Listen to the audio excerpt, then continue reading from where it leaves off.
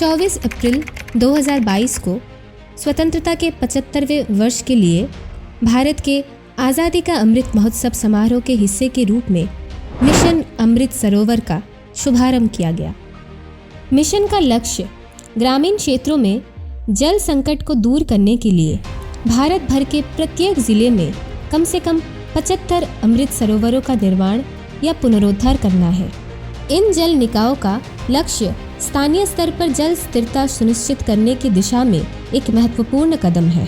राष्ट्रव्यापी इस पहल को प्रतिबिंबित करते हुए हमारे भारत चंद्रनगर ग्रामीण विकास ब्लॉक में भी मिशन अमृत सरोवर की शुरुआत की गई। भविष्य के लिए एक विजन डॉक्यूमेंट भी तैयार किया गया, जहां ब्लॉक स्तर की एक बैठक में प्रत्येक गांव में एक ऐसे संभावित अमृत सरोवर स्थल की पहचान की गई। यह विजन डॉक्यूमेंट भविष्य की पीढ़ियों को भूजल के साथ साथ सतही जल स्तर को बहाल करने और जल संकट से लड़ने में मदद करने के लिए अमृत सरोवर बनाने के इस विचार को बनाए रखने में मदद करेगा। 2022-23 अर्थवर्ष में चल रहे अमृत महोत्सव कार्यक्रम के लिए प्रारंभ में पाइखोला एवं दक्षिण भारत चंद्रनगर ग्राम पंचायत में 2 स्थानों का चयन किया गया। बाद में 2 और पंचायत अर्थात चित्तामारा एवं लक्ष्मीपुर ग्राम पंचायत आगे आई और अमृत सरोवर के निर्माण के लिए 2 स्थानों का चयन किया।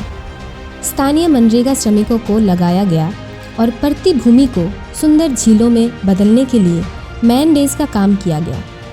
बाद में झील के किनारे वृक्षारोपण भी किया गया और स्थानीय निवासियों द्वारा स्वैच्छिक श्रमदान भी किया गया। मनरेगा सामग्री अनुदान यानी मटेरियल कंपोनेंट और पंचायत समिति PDF अनुदान के अभिसरण के माध्यम से एक सरोवर में बैठने की व्यवस्था की गई और कलवर्ट्स के साथ एक सुंदर मार्ग का भी निर्माण किया गया।